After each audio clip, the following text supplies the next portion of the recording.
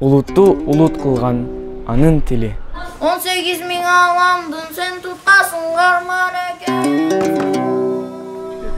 Улутты бийик кылган анын маданияты жана каада салты.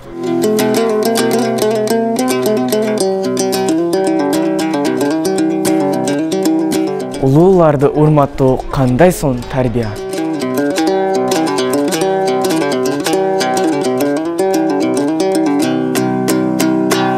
Кичүүлөргө изат көрсөтүү адептүүлүктүн башаты.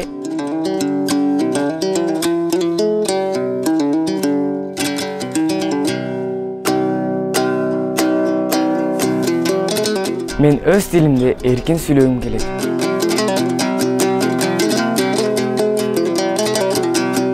Каада салттарымды, улуттук маданиятымды даңазалайм.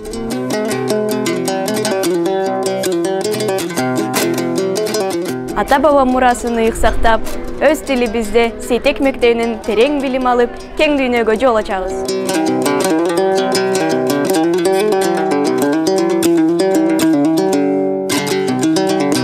Биз Кыргызстанды сүйөбүз жана жаркын келечегибиз үчүн талыкпай билим алабыз.